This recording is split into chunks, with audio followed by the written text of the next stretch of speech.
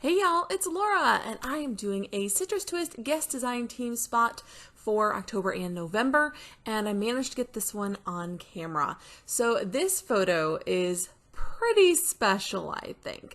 This one is of my mother, and it's from 1981, which is shortly before I was born, a few years before I was born.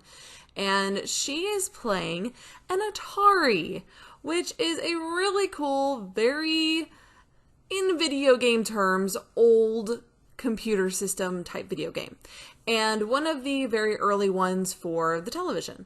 So I thought it was a really cool picture. I'm fairly certain my grandpa took it. He was the photographer in their family, and so I definitely wanted to do this photo some justice, really give it a lot of attention on this layout. So I decided to go with minimal pattern paper and do some stamping instead. I know some of you are shocked and amazed to see me doing multiple color stamping, because I tend, if I do stamping, to just do black. But I pulled in my Catherine Pooler inks in Rockin' Red, Spruce, and Midnight, which are red, green, and black, and I'm going to be doing quite a bit of stamping on this background. Now, I went ahead and matted my photo both with some crepe paper Busy Sidewalks paper from the 6x8 paper pad, which was included in the Merry and Bright Christmas kit from Citrus Twist, as well as a little bit of vellum to soften the transition between my photo and my stamped background. Now, initially I was considering doing a column of stamping behind my photo, but I really wanted to use multiple colors, and I thought it would be a bit tricky to leave all of these stamps onto the background of this acetate that it comes on and try to do multiple colors that way. So instead I decided to go ahead and just pull off the ones that interested me and sort of puzzle them together, just using my basic stamp block. Now, I wanted this captured larger stamp to function as the title. So I made sure to position it directly underneath of my photo, and I'm going to be using black Catherine Pooler ink for the larger letters, and then I'll just switch between the red and the green for the rest of the stamping. Now, you may have seen me press my hand there into the stamp before getting the ink on it, and the reason that I did that is because this is a brand new stamp. It's quite sticky to the touch. That's very, very typical for these types of stamps, and often just rubbing your hand across the top or even rubbing it against your pants will kind of make it easier, a little texture there, make it easier to stamp with. Just a little tip about stamping that I have picked up over the years. Now, I have my captured moment title. I'm just going to start filling in gaps at this point. I'm not really trying to create a particular shape here. I just want it to peek out from behind my photo, gather around my title, and then I'll have some room for journaling at the bottom. So I'm not trying to create a specific shape. I could, had I maybe traced out a circle onto the background, I could have filled it in with the stamps and had a stamped circle. This time, however, I decided to go a little bit more freeform and just see what shape I ended up with. And in the end, it's sort of circular, but not perfectly circular, and I'm quite happy with that. Sometimes it's fun just to give things a go, to have a bit of an experiment and to try, and not to worry too much about the outcome. So as you can see, I'm kind of popping back and forth between the red and the green for these smaller stamps, and I am using both the Merry and Bright 6x8 stamps and the True Life version 2 stamps, which is where this captured moment came from. And I'm adding a little bit of both to this background. Now, personally, I am a big fan of word phrase stamps. I don't use icon stamps very often, but I do really like a good word phrase stamp. And some of the word phrases on here were absolutely fantastic. And they were kind of made, especially the True Life version 2, which I think is intended to be a bit of a build your own title sort of stamp set. It worked really well for that purpose, and you could definitely get creative with the titles that you could build, or just some journaling even that you could add with those stamps. So those are really, really neat to play with.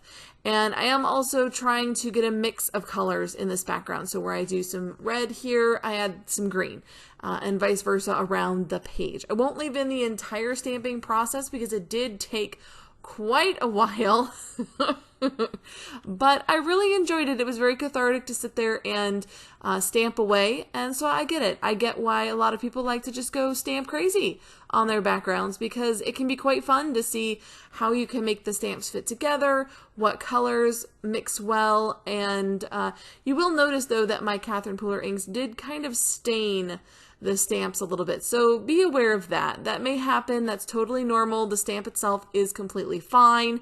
It's just a bit of staining. And that often happens with dye inks, I find, so don't let it worry you too much. Now, in just a minute, we will skip ahead and you'll get to see the entire finished background all stamped together. But I wanted to make sure I left in enough that you got the general idea. Now, once I get going with a lot of these phrases, and what I was doing mostly was stamping them in one color, then switching. So I had a little bit of both spread around the page fairly evenly. And then once I have pretty much all of the word phrases in place, I decided to bring in a few icons from the Merry and Bright stamp set. There was a really, really cute little string of lights, as well as some little snowflakes. So I'm going to bring those in as well to fill in this background, because sometimes you end up with gaps. And I'm not a big fan of giant gaps on the page. So here I come in with the snowflake, and as you can see, I'm just working around the words that already exist, kind of filling in some gaps that might be harder to do with the word phrases, as well as having some that pop out from behind my photo. So having a little peek of those snowflakes popping out from behind my photo, I thought would be really cool. And yes, doing it in both green and red, because I love the way this looks. It looks a little random. It is a little random. Again, this was all in good fun just to see what I could make happen, and I really like the result. I think it was really fun. Now, I did have a couple of gaps here that I wanted to fill in, and decided to use some of these little heart-shaped ephemera pieces that had little newspaper print on them, as well as some of these gold puffy stickers that came in the Merry and Bright collection as well. So just a few little bits and pieces, some scattering via these gorgeous glitter enamel dots. And then I brought in the little fussy cut florals, because of course I have fussy cut florals. There was a beautiful paper in the Busy Sidewalks paper pad that had these absolutely stunning poinsettias in them, and I had to fussy cut them out. I may have fussy cut all of them out because they are gorgeous. And so I end up putting one cluster of them at the bottom right, one cluster at the top left, just so I wasn't covering up anything important on the photo. Because sometimes that's what determines where your clusters go, is what's in the photo, what can you cover up without losing some of the story. And in this particular photo, that bottom left corner is where you saw the Atari box. And I really wanted that to be easily seen. And so I did not put any clustering, no embellishing overlapping that bottom left corner, because I thought that was important. I thought that was interesting information. I thought that was important, so I let it go. So now I am grabbing some teeny, teeny, tiny little mistletoe and holly leaves and any other little bits and pieces that I also fussy cut from that same paper pad, and filling in the gaps. So there's some little circle-shaped berries. There are some little, like I said, holly leaves. There are some... See, as I'm just digging through, pulling out the teeniest tiny little pieces to fill in any gaps. This also made it a little bit more interesting in my background, that it wasn't just stamping, but it had these tiny little detail pieces as well. And the details for me make all the difference in a layout. So now I'm going to go in with my scattering. In this case, we're using these gorgeous glitter enamel dots. I'm sticking mostly to the gold ones because they tie in beautifully with those gold puffy hearts that I've added already. But I did really like the silver as well, so hopefully I will get to use those on another layout pretty soon. Adding them to the center of my flowers, especially those larger enamel dots, using them in the centers of flowers is a great way to get them used. I'm also tucking some larger ones underneath of the florals so that they just kind of peek out of the side, adding in some extra leaves for a little extra dimension, so we have layers happening in my clusters. The leaves will be glued down to the white cardstock background, whereas the poinsettias themselves will be attached to the photo.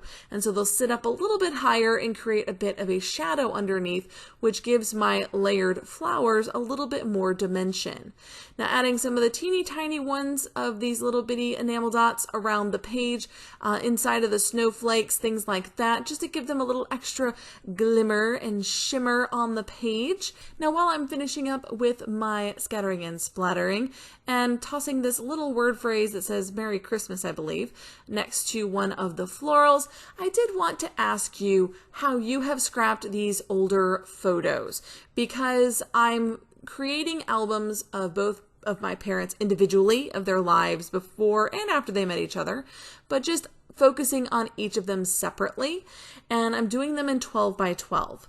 But I'm really curious if you have scrapped your parents or a significant other or a family member whose stories that you don't necessarily know personally, but you want to include your own feelings upon seeing these photos. So I could take this photo to my mother and ask her how she feels when she sees this photo, and I may do that with some of them.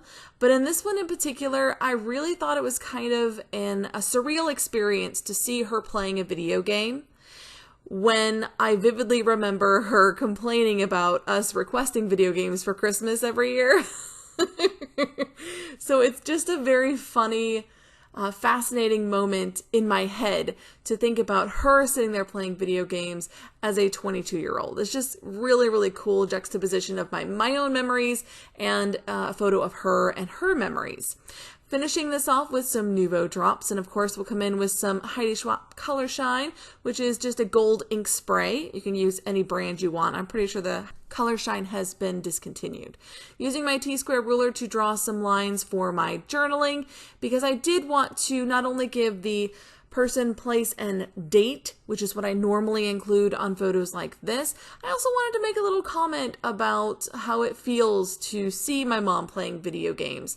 And even though it's just a one-sentence comment, I think it really captures how I feel looking at this photo and what sort of response it creates in my mind when I look at it, because sometimes that's just as important as the who, what, when, where, why of the photo. So that's it for this one. Be sure to check out the Citrus Twist blog for more pictures, and until next time, bye y'all!